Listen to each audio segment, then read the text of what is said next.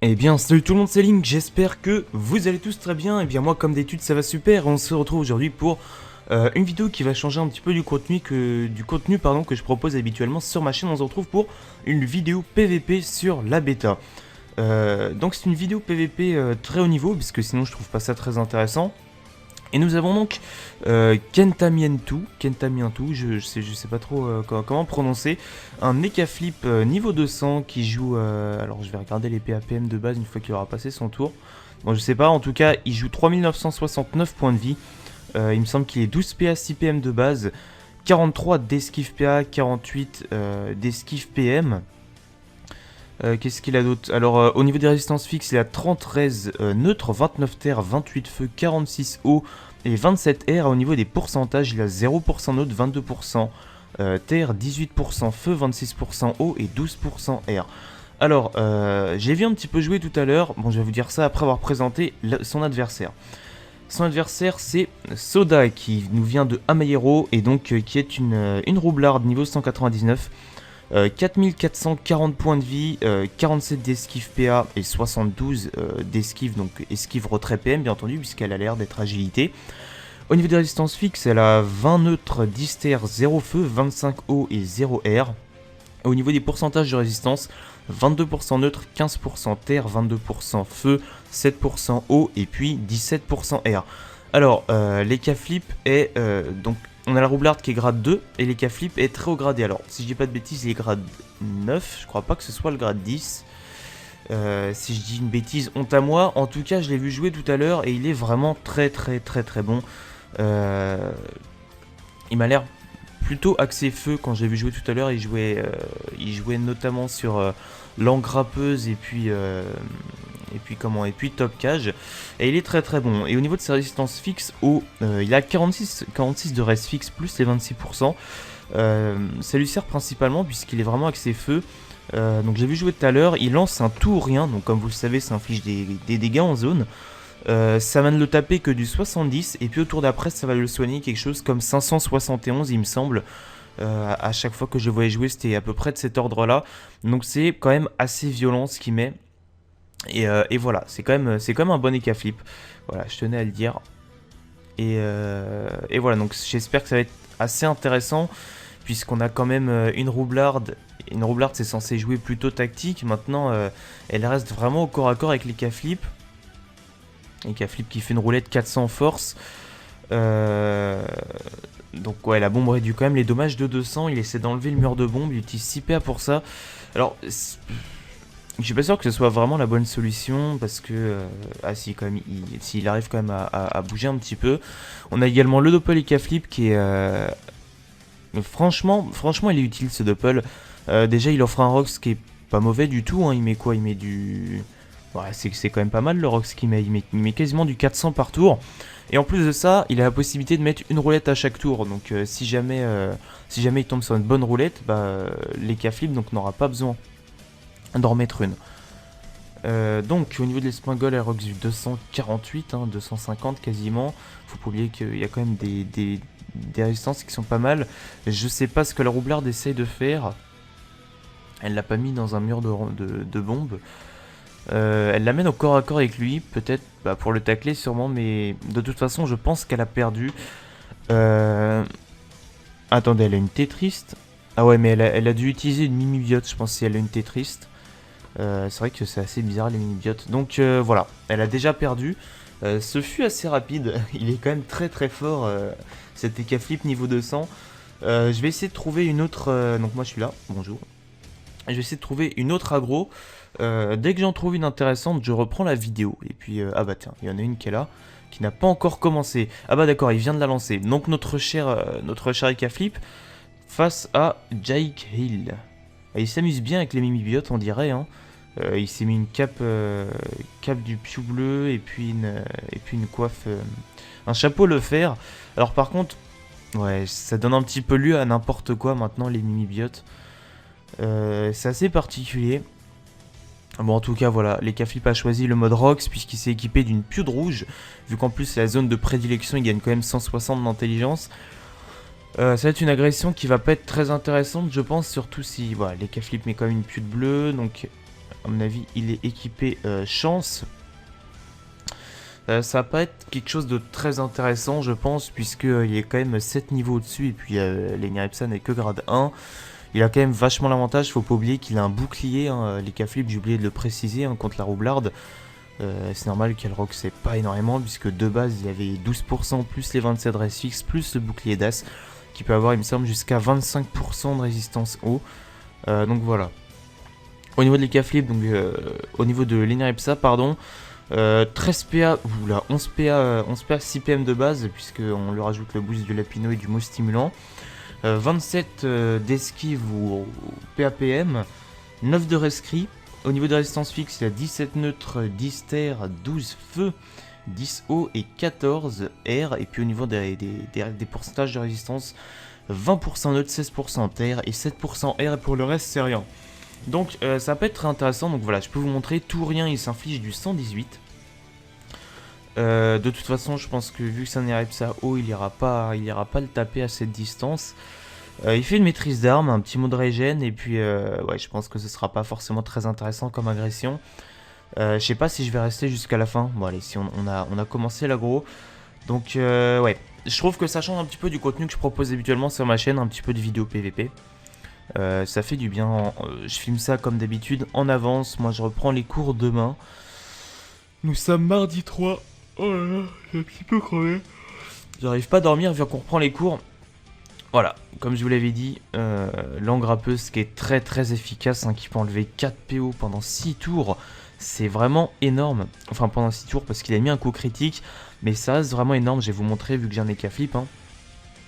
L'engrappeuse, voilà. Donc au niveau 6, moins de PO. Et puis critique, moins de PO pendant 6 tours. Et à mon avis, il doit être, je pense qu'il doit être 1 sur 2. Il doit avoir un petit tutu 20 et un stuff optimisé critique. C'est vraiment énorme, surtout pour un Eriepsa, quel que soit son élément, un Eriepsa a besoin de portée, qu'il soit air, eau ou feu ou multi-élément, il a vraiment besoin de portée. Donc voilà, il est un petit peu dans la merde, ce qui veut dire que là il a quand même un malus, on va regarder, moins 2 de PO pendant 5 tours. Et puis, ouais, l'autre a disparu, mais bon, c'est quand même un gros malus. Les K-Flip qu'il a joué distance, il reste vraiment à distance. Est-ce qu'il va choisir, à mon avis, il va choisir d'achever le Lapino. Petite roulette sans dommage de poussée. Ouais, de nouveau l'engrappeuse. Ouais, il met encore une fois un coup critique. Faut pas oublier que l'Enirypsa réduit quand même les dommages de 160 quasiment, hein, avec son mot de prévention. Ouais, c'est vraiment tendu. C'est vraiment tendu. Et écoutez, ce qu'on va faire, c'est que je pense que je vais quitter l'aggro et que je vais en chercher une autre plus intéressante. Parce que là, ça va être une aggro longue sans intérêt. Et je sais que les K-Flip va s'en sortir. C'est obligé. Est-ce qu'on a des aggros intéressantes? Oui, on dirait une aggro qui est en préparation. On retrouve Soda, notre petite roublarde. Donc Soda, roublarde niveau 199 avec des mimibiotes, hein, puisque un masque du Cannibal, une captée triste, c'est pas ce qu'il y a de mieux. En face, nous avons un Pandawa grade 1, niveau 200, Shopping du Nut. Shopping du Nut, ouais, ok. Donc ça va être assez intéressant, je pense. Un petit peu fatigué. Ça va être intéressant puisqu'ils sont à peu près du même grade, donc c'est pas un perso abusé qui combat un perso un petit peu nul. Donc la roublarde 199, je vais pas refaire la présentation. Le Pandawa, 4744 points de vie, donc 4750 points de vie, 11 PA 6 PM de base. Si j'ai pas de bêtises, ouais, 11 PA 6 PM de base. 36% d'esquive PA et 51 d'esquive PM, 35 de rescrit. Il joue avec les pétoches, un très bon choix, les pétoches qui peut faire vraiment très mal. Il se met en étant enraciné, ça va être un duel beaucoup plus intéressant que les autres. Il se met une petite stabilisation comme ça, elle pourra pas lui mettre d'aimantation ou autre chose. Et elle joue au marteau de Moon, pourquoi pas. Je sais pas pourquoi elle fait ça, en tout cas le Pandawa qui au premier tour a choisi vraiment du gros Rox, hein, double pan d'attaque à moins 500 quasiment, plus une flasque explosive à quasiment 180, sans oublier les 15% de raise terre de la roublarde. Donc il choisit la sécurité, hein, puisqu'il met une triple gueule de bois pour pouvoir tuer la bombe. Il choisit vraiment la sécurité, il a pas envie de rentrer dans un mur de bombe. La roublarde culmine espingole, je pense qu'elle va tenter de mettre un mur de bombe en cachant les bombes derrière les arbres, je pense. Ou ouais, en les mettant loin, pourquoi pas. Petite roublardise, si vous voulez mon avis, elle est ici. Ou alors ici, à mon avis. À mon avis, elle est pas là où je mets ma souris. Le roublard qui lance sa Pandawasta, voilà, c'était obligé qu'il était là. Petite stabilisation, ouais, évidemment, comme ça, la roublarde pourra pas utiliser son roublabo ou des choses comme ça. Le Pandawasta qui se cale bien, voilà, pour que la roublarde puisse pas mettre de libération, mais je pense que de toute façon, elle tacle, elle a 71 de tacle, hein, donc la Pandawasta en a 52, donc normalement, ça devrait pas poser de problème. Lui, le Pandawa a 0 de tacle. D'accord. Est-ce que... Ouais, d'accord. Pandawa 0 de tacle. Petite rémission, elle va chercher à protéger sa bombe. À mon avis, il va mettre... non, il les déplace, d'accord. Il les déplace. J'ai jamais joué de rouble. Ouais, voilà, c'est ce que je pensais. C'était obligé qu'il allait mettre des pans d'attaque. Donc, ouais, en fait, il choisit vraiment la sécurité en détruisant toutes les bombes. La roublarde, elle, pendant ce temps-là, elle a le temps de le roxer tout en l'occupant avec ses bombes. À mon avis, si elle est pas trop bête, elle va invoquer une bombe. Hein. Ouais, voilà. Pour se protéger en même temps. Metavi qui va jouer flasque explosive. Une stabilisation, encore une fois, il gagne 60 d'esquive PM. Ouais, c'est un petit peu plus intéressant que les autres. Le Doppel Pandawa qui nous met double Schnaps et puis flasque explosive, ouais, ok. Le Doppel Pandawa, j'ai jamais vu jouer à vrai dire le Doppel Pandawa. Il met quand même un Rox. Bon, non, c'est pas non plus énorme. Il met peut-être du 300. Si on enlève les résistances, il met. Si on enlève les raises, il doit faire du 350 à mon avis. C'est pas non plus énorme. Peut-être qu'il va réussir. Voilà, avec son roublabot, elle va réussir à créer un mur de bombe. Bon, bien entendu, elle va le sacrifier. Ah non, elle se pousse avant, d'accord, bien joué. Voilà, petit mur de bombe qu'elle a fini par réussir à placer. Le Pandawa qui a donc perdu 1 PM avec les bombes, hein, donc finalement il s'est retrouvé en 2 PM de base, il s'est désenvoûté. Mais il retourne dans les tassous, ouais voilà, il va essayer, il se met un pan dans le cul. Non, il n'essaie pas de se soigner. Aïe aïe aïe, c'était chaud, c'était à une casse près, elle se prenait son mur de bombe et elle s'était pas mis en état kaboom. C'était plutôt chaud. Alors qu'est-ce qui va se passer maintenant? J'aime bien cet AO.